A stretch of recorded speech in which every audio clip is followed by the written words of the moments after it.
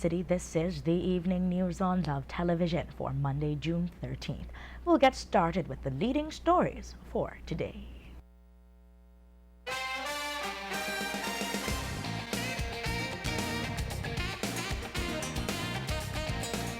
Chair of the Maya Land Rights Commission speaks on ongoing consultations. Commission's legal consultant says adequate representation needed for work to flow smoothly.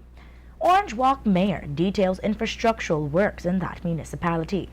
Businessman's vehicle set ablaze and another family dispute over land. This one ends up in court. The last we heard about the chair of the Maya Land Rights Commission, it was that the Toledo Maya leaders complaining that she had ejected them from her office after they sought to meet with her.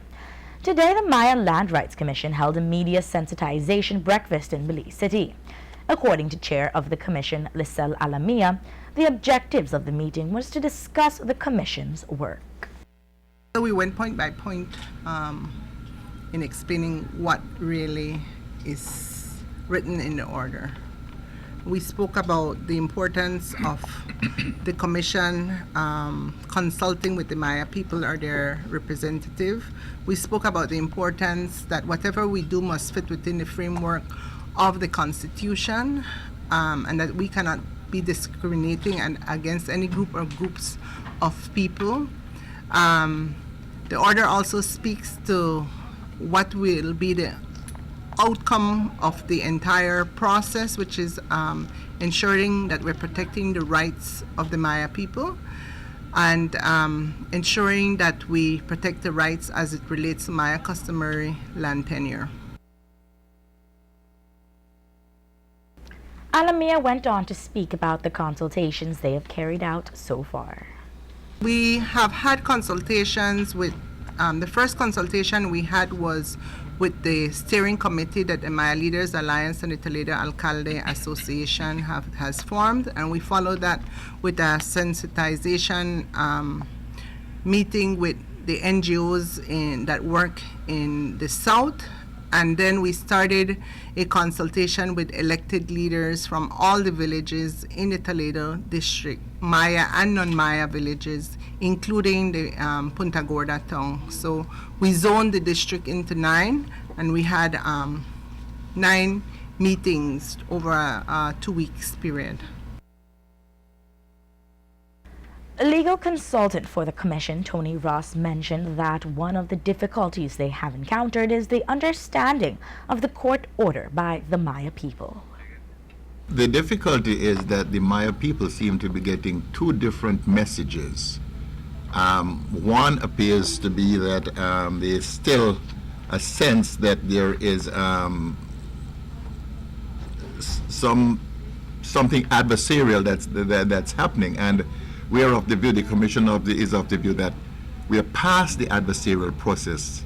You know, there is no longer any conflict. It is a matter of reading the order and recognizing that the order is something that had been put together by legal counsel for those who were advancing the cause of the Maya people and the government. They have come to their own conclusion as to how these matters should be resolved. It is represented in the order, and it is our function to assist in giving life to that order. The Commission has had meetings with 23 villages so far. Legal consultant for the Commission, Tony Ross, said that adequate representation for the Mayas remains a problem. I said, in consultation with the Maya people or their representatives, we are to develop a legislative, administrative, or other measures necessary to create an effective mechanism. That's what we've got to do.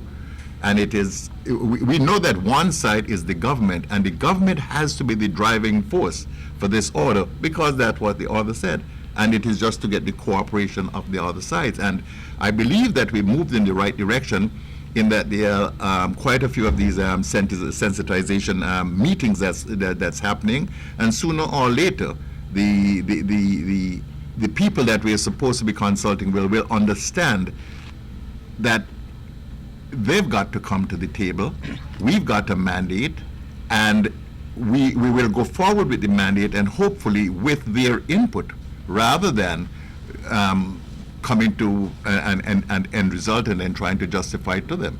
Some of the Maya representatives have put forward positions that they would hope that the commission would adopt, but it is almost, to a large extent, is in conflict with the direction that the commission sees. So as I'm saying, is that we've got to determine who is going to be the driving force. The Commission stated that they want to ensure equal participation of all Maya people, and that includes the active participation of the Maya youth and women. As it relates to ongoing consultations, head of the Commission, Lisel Alamia, gave the dates for the upcoming consultations. Mr. Ross is here this week, and we're taking the opportunity of him being here to have our first series of consultations with the villages of San Felipe, Big Falls, and San Vicente.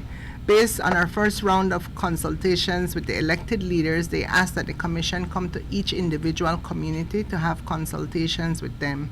So we're starting that this Friday. Between now and Friday, we'll also be meeting with government officials to discuss the work of the Commission, what we have done to date, and what we plan to do in the future, in the near future.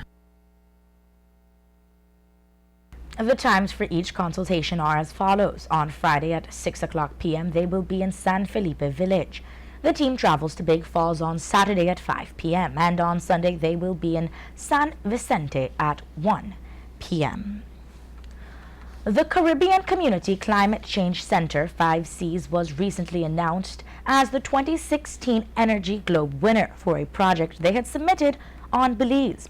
The Climate Change Center is based in Belize and had submitted the project of a mobile biogas laboratory at the University of Belize's Belmopan campus with the objective of building capacity in the biogas sector. The submission of the project to the Energy Globe was done by Henrik Persson, who serves as the renewable energy expert at the 5Cs, with the design and implementation done by the organization. Love News understands that the laboratory is being used jointly with other activities which have proven to be making strides in the contributions to educational undertakings through research and teaching. Currently, there is an effort being made to assess the biogas potential of several waste biomass, including banana and citrus. In its presentation to the Energy Globe, the 5Cs noted in their presentation, quote, "Despite the fact that there are substantial biomass resources available in Belize, the adoption of appropriate conversion technologies has been poor.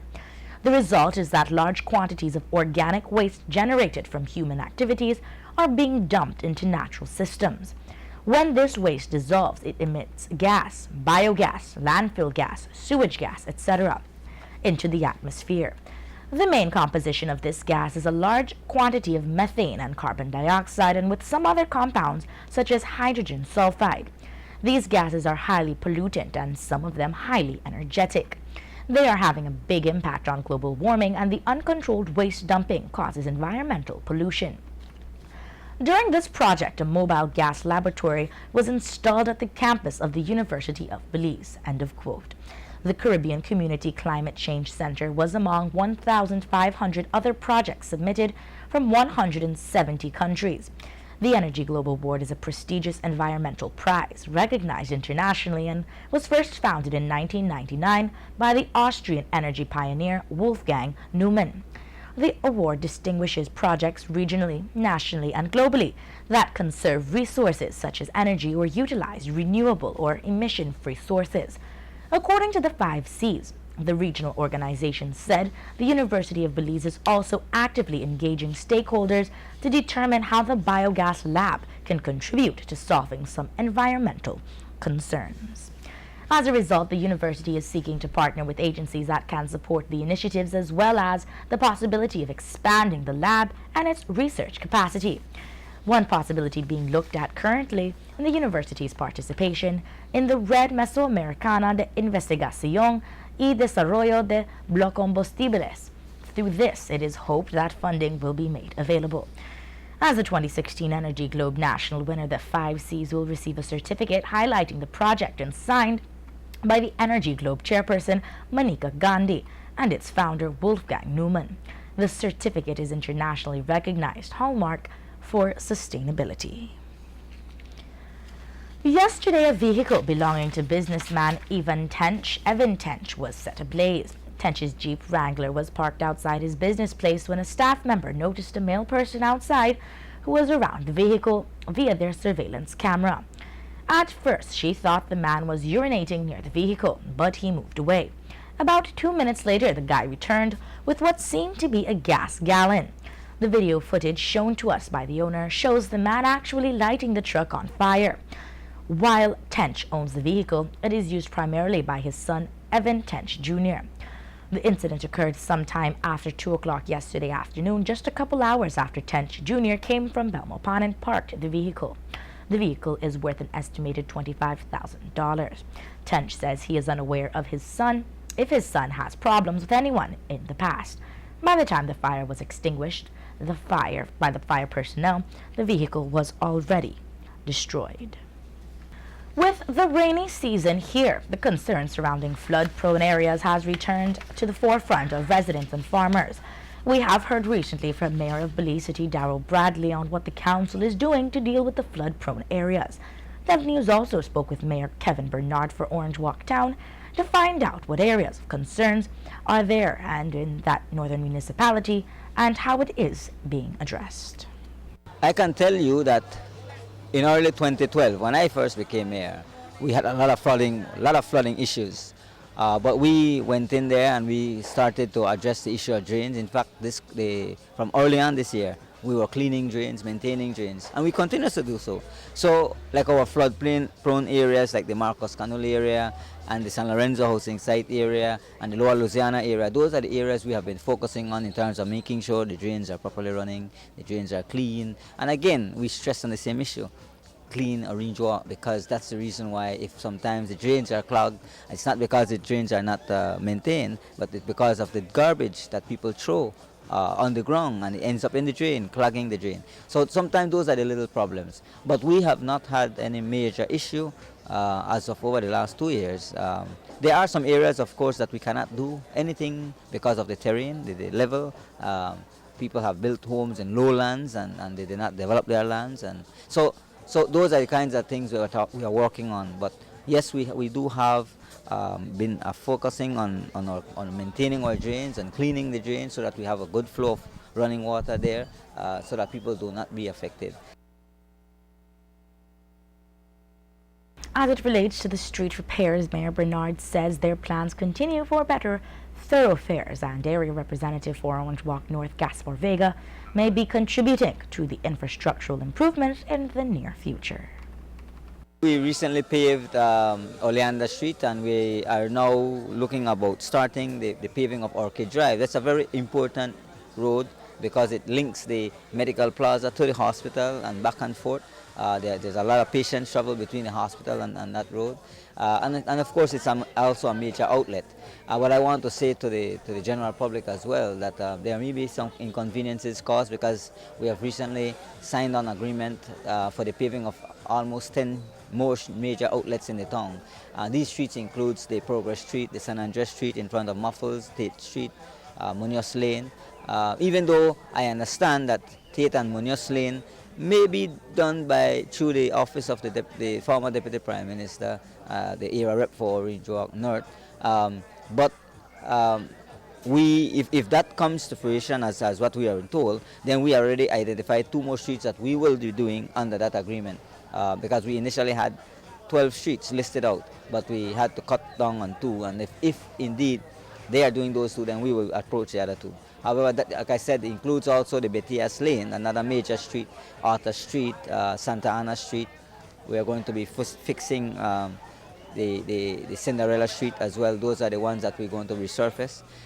We are hoping that in early January as well, we will be able to resurface both Bakers and Main Street, because those are the main thoroughfares in town, and it will create a link within all the other areas, because we have had several other works done in other streets early this year, like the Mahogany and Sapadilla Street. We did the resurfacing of Sienzale, the second coat. So there's a continuous work program taking place in Orange Walk, and all of these are being done and financed by the taxpayers of Orange Walk, the local community. Kevin Bernard has been serving as the mayor for Orange Walk Town since 2012. Some weeks ago, we brought you a story on the organization Tikkun Olam. It is an agency set up to advocate for sex workers in making their choice of work legally acceptable in Belize. Elisa Castaneda, who heads the organization, told Love News that the organization seeks to empower women. For context, we bring you that interview dated May 12, 2016. We just recently received funding when we joined a regional network of in Latin America and the Caribbean called Red Cross, and now this network basically has provided us with funding to be able to establish ourselves here in the city. So we have an office, as you can see, we're establishing ourselves. We have basic commodities paid, so for example, our rent, our building, we have a space to come in, our internet communications. We are, of course, still a small NGO, very small staff of 4 people who do really work across the country. With this Red Cross funding, which is basically funding from the Global Fund, and it's part of a regional project being implemented in Latin America and the Caribbean, we have been able to secure this grant to be able to work now not only in Orange Walk but also to expand. And as a small grassroots NGO, we had already started working down south with Maya sex workers, Garifuna sex workers, and now in the city we're reaching out to Belizean women who engage in sex work. Because Renee, I think we're past the time when it doesn't happen. We can't deny it anymore. It's here, and I think that our concern now should be it's not to go out and save women, but it's really to go out and help women who have decided that sex work is the work that they want to do. It's viable for them, it's beneficial for them. Now what we have to do is ensure that these women are safe. So one of the objectives for Tikkun Olam Belize is, of course, educating women, going out into the community and speaking with women who engage in sex work, whether it be you engage in sex work in a nightclub, in a bar, or whether it be you engage in sex work from home. We want to reach out to women, educate them, increase their legal literacy, and then in an eventual future, we want to look at legislative change and how we as a community-based organization can affect those changes for the greater benefit of all. And if there is law to be drafted, we would like to be part of that process, because you cannot draft legislation that will affect a certain population without the input, insight, experience, and consideration for that population. And in this case, it's female sex workers. It has been reported that a high concentration of the sex workers' practice can be found in northern Belize. But the reality of it is that they are found countrywide. In speaking with Mayor of Orange Walk Town, Kevin Bernard, he expressed much opposition for the so-called business and the acceptance of it. There's 2 things there. I look at it from both angles. First of all, we know that yes, indeed, our tongue, or not only our tongue, but everybody like to point fingers in Orange Walk and say Orange Walk is known for this and known for that. It's a tough question and a tough one to answer, but I can tell you on my own principle grounds, I don't think that we ought to go down that road. I don't think that our country ought to go down that road. If we are a small nation, and if we do these things, we will affect our society. Orange Walk is a small town, and if you legalize these things, you make it even worse. People do it illegally, yes, under the table, as you say. It is wrong, it is immoral. Families are breaking up when it comes to these issues. And so, while others may want to have a right to do what they want with their body, as you say, as it is being claimed, I don't think that we must force that on our community, on our society. You do that privately if you do want to do so, but you cannot change the laws to just suit a set of individuals to do what they want. I am totally against that, first of all. I don't engage myself in those. For me, I think those are places of ill repute, and they need to be cut down. Personally, as a mayor of the town, I would want to see some of those establishments out of my town. we are looking at those issues. We are looking at those issues from a council level and to see what can we do to reduce those issues, because we have heard and we have seen the reports. I mean, families, like I said, families are breaking, the social effects it has on our community. It's definitely so. So when it comes to people lobbying and wanting to change the laws, I am totally against that. I don't think I would ever support that. As a family man myself, I wouldn't want to see my family broken up because of issues like that. So that's the reason why I personally too, I am totally against that.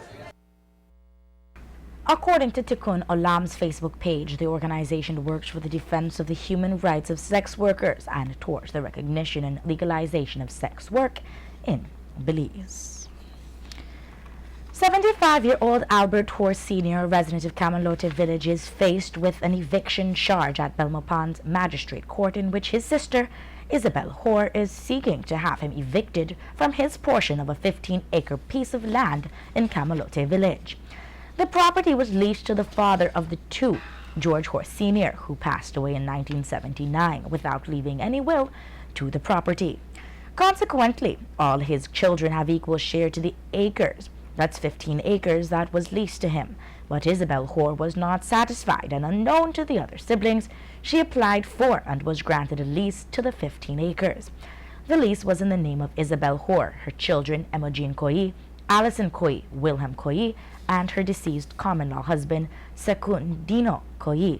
The lease was, however, forfeited by the then Minister of Natural Resources, Gaspar Vega, and its forfeiture was published in the Government Gazette dated April 12, 2014. Still not satisfied, Isabel Hoare made a second application for the land to be leased to her and her children and common-law husband, and it was successful. George Hoare Sr., in a letter sent to the Minister of Natural Resources, Godwin Hulse, dated February 22, 2016, contested the granting of the lease to Isabel Hoare and reported that on Friday, 15, 2016, Isabel's son, Allison Hoare, blocked the entrance to his farm by putting barbed wire and erecting a sign which read "Private property, keep out." As a result, the case is now before the courts. To the regular consumer or citizen, the chemical glyphosate may mean nothing, but for the workers in the agricultural sector, its use, its effectiveness, and its dangers are well known. Glyphosate is an herbicide that farmers use on the plants' leaves to kill both broadleaf plants and grasses, while the sodium salt form of glyphosate is used to regulate plant growth and ripen fruit. Tonight, however, there is a petition on the www.change.org website that is seeking signatures to have Belize's government ban the use of the chemical to ensure the safety of the people of Belize and the Barrier Reef. The petition reads, quote, "Last week, the Pesticides Control Boards of the Caribbean held a week-long meeting in Belize. When it was publicized, it was too late for the concerned public to request a meeting with this group, either to ask any questions or to submit recommendations. For your information, check the Pesticides Control Act of Belize, which contains a list of restricted chemicals in Belize. Glyphosate is not on that list. Help us put it there." The petition, started by the Southeastern Watershed Alliance Group, is addressed to the Prime Minister of Belize, his Chief Executive Officer, Audrey Wallace, and Cabinet Secretary, Carlos Perdomo. Recently, the World Health Organization had declared the chemical a cancer-causing agent, and as many as 17 countries around the world have banned the Roundup glyphosate chemical, including France, Brazil, Colombia, Argentina, Peru, Mexico, El Salvador, Chile, and Canada. Up to news time tonight, the petition, which was opened today, has garnered about 360 signatures. Earlier in our newscast, we told you of activist Patrick Menzies, who today held a protest in front of the Northern Regional Hospital in Orange Walk Town. Menzies told Dove News he was protesting the appointment of Aribaldo Monima as the new regional health manager. Menzies said Monima is not qualified for the post that he now holds. Yes, ma'am. The reason is that it's very evident that the spread of cow disease in Belize is an epidemic proportion. Cow is conformity, complacency, and cowardice. Our healthcare system has people that are more than qualified to be able to lead the northern regional management of both hospitals. However, the government or the minister selected a young man, Monima, to be the person to run the northern regional hospitals. He only has an associate's degree. And we're saying northern lives matter. Northern lives matter. How are you going to put an associate's degree individual to run something that requires a master's degree and 5 years experience? And I mean, the simple example is, if this guy Monima is really a patriotic Belizean, he would not take this position. He would resign and let someone that's qualified, because we're dealing with health care. We're dealing with the safety of the families of the North. Because again, as the manager, he's the one in charge of selecting and evaluating and whatever it is they do here up north. So the reality is, Belizeans must stand up. We're telling Belizeans, please contact Minister Pablo Marin. Please send him a text saying, Minister, we appreciate your leadership, but we have a problem. The person you selected is not qualified. Please put someone that's qualified. And I'm calling on Monima to be a real patriot and step down. Step down because you don't qualify. I mean, a good example is I have a master's degree, but I don't qualify either. So the Belizeans, there are qualified people. I don't want the job. I'm saying in the Ministry of Health, there are good people that are qualified for this job. And in the country of Belize, please give someone that's qualified. And Mendes spoke about the appointment of Monima's wife as well. The nomination of his wife to be in charge in Corzal. Come on, we need someone that's a Belizean that's qualified. The lady is a Mexican, no harm against a Mexican, but we have qualified Belizeans, and according to Section B of the Preamble of the Constitution, promotion must be on the order of merit, ability, and integrity. This is not merit, it's not ability, and there is no integrity with this political appointment. So we're asking Belizeans, please get rid of the cow, get an injection of bravery and get rid of the cowardice. That's why we're out here. Okay.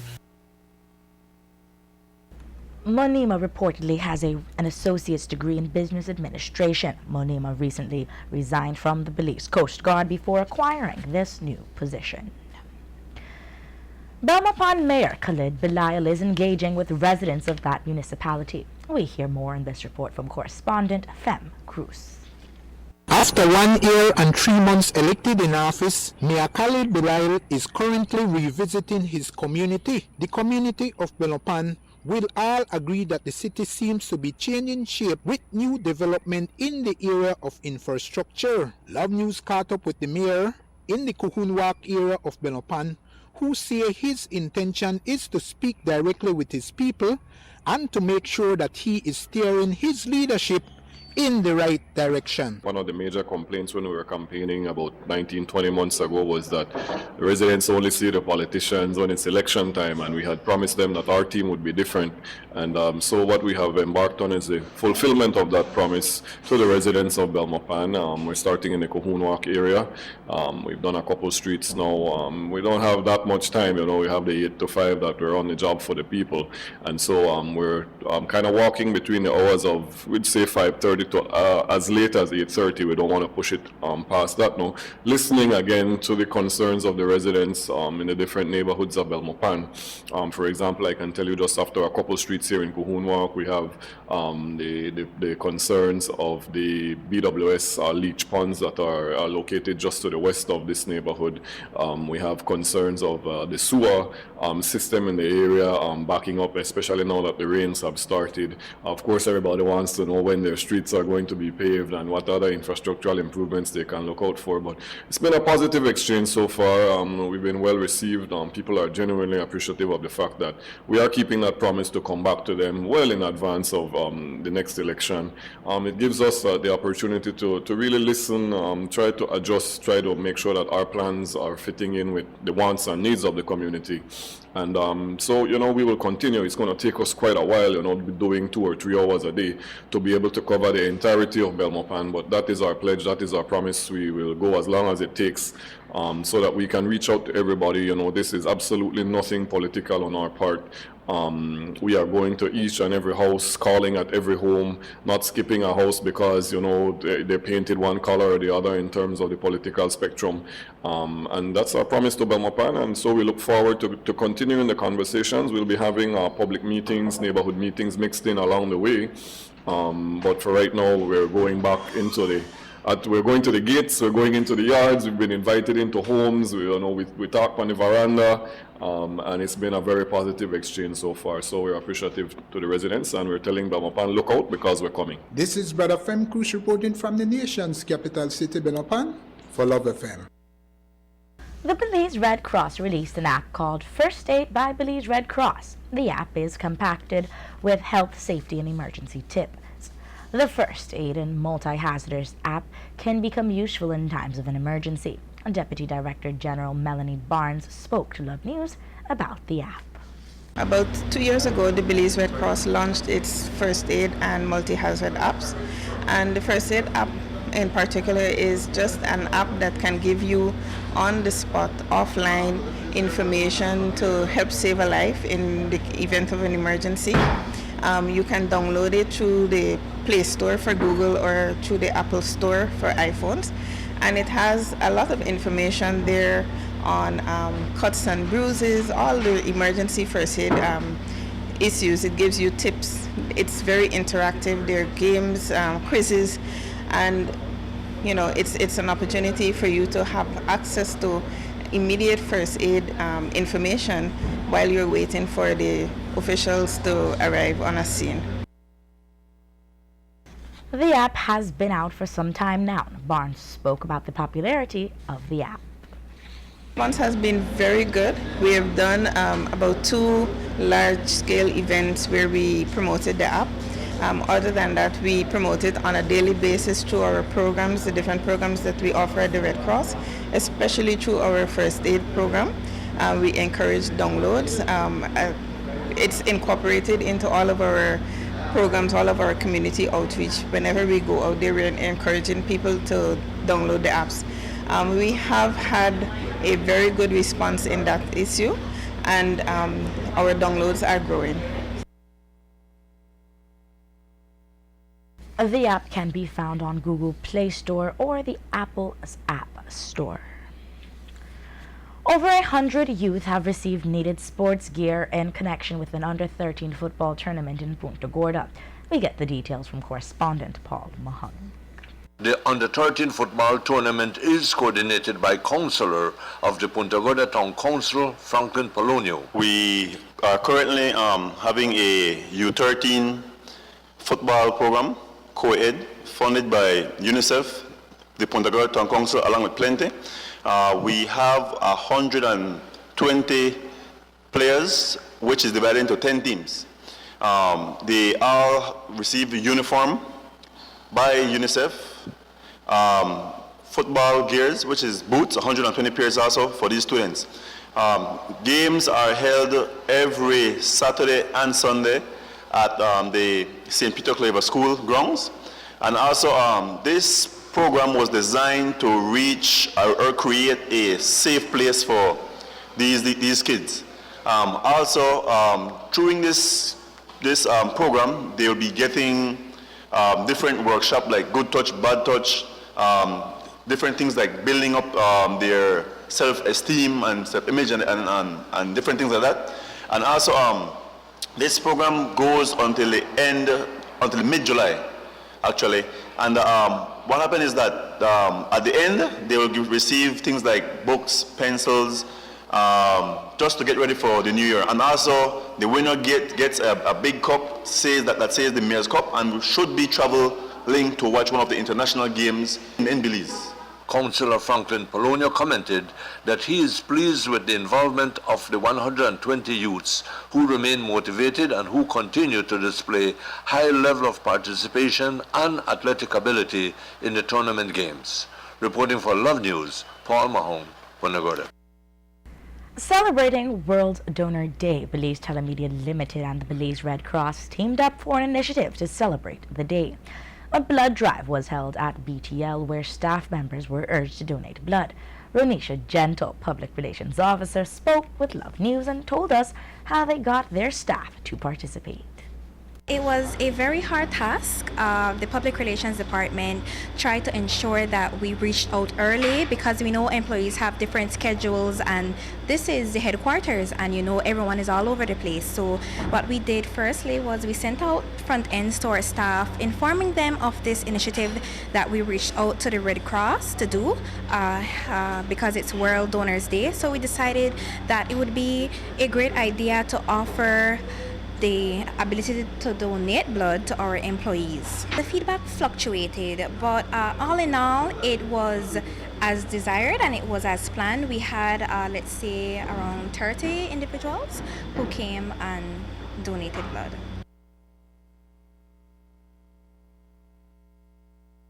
A Deputy Director General of Belize Red Cross, Melanie Barnes, spoke to us about how beneficial this drive will become. It is extremely beneficial to the bank. It's a start. There's a lot more that needs to be done in terms of increasing the capacity of the blood bank to respond in cases of emergencies.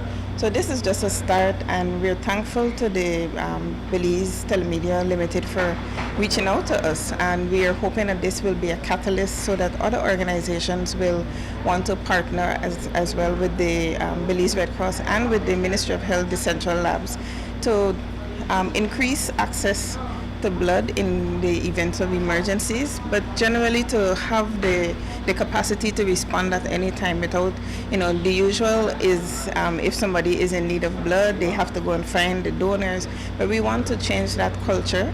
And so this is also a start for building awareness with the populace to help them to understand that blood donation is not in the case that you need it, but it should be there just in case there's a life that needs to be saved. Some may not understand the process of donating blood. Most persons donate blood to the bank when a friend or family member is in need of blood at the hospital.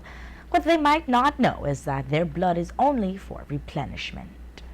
The blood is donated to the bank, and it has to go through a process of screening. And what happens is that the blood that is already there and has already been screened is used to assist that relative or that friend. So what they're doing is actually replenishing the supply of the bank. But again, like I said earlier, the bank does not have a very large supply. So what we want to do is to change that culture of only if somebody asks you or only if there's an emergency that you donate, to becoming regular donating partners with the blood bank, to be able to do that. The minimum amount of time you can have between donating blood is 3 months. So we're hoping that through this initiative with BTL, we can have blood donors on call that will come in every 3 months and donate blood. Those who donate blood are asked to return to make a second donation 3 months after their first. 23-year-old Lyndon Jones, a tour guide residing at Mahogany Heights who was allegedly involved in a misunderstanding with a police officer, was charged with wounding, assaulting a police officer and using insulting words when she appeared today before Magistrate Deborah Rogers. Jones pled not guilty to the charges. She was released on a bail of $1,800, and her case was adjourned until September 8th. The incident occurred around 6:40 p.m. on June 12th at a village council election.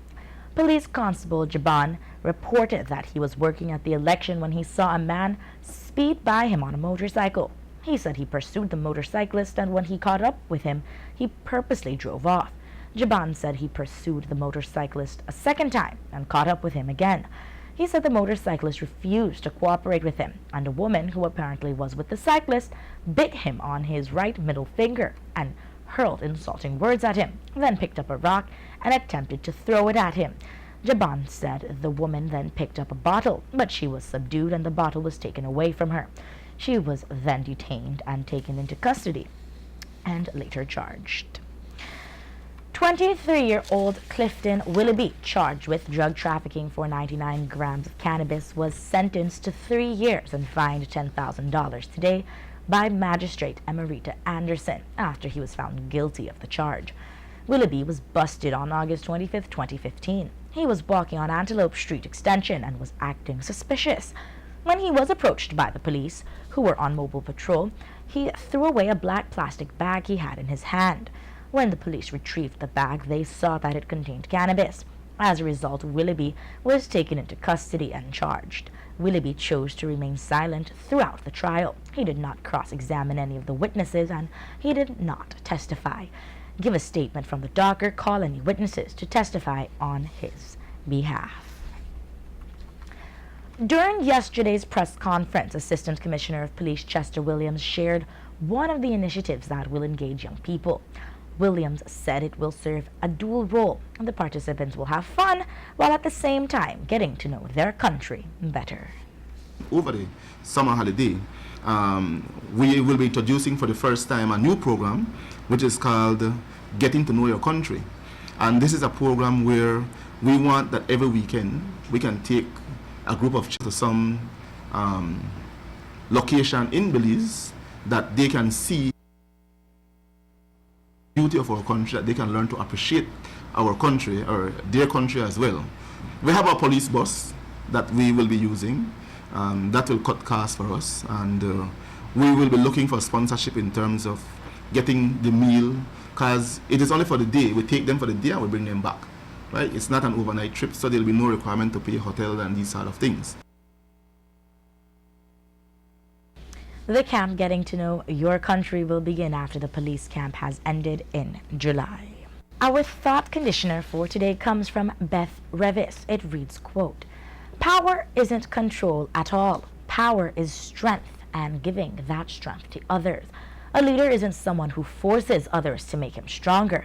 A leader is someone willing to give his strength to others that they may have the strength to stand on their own." End of quote.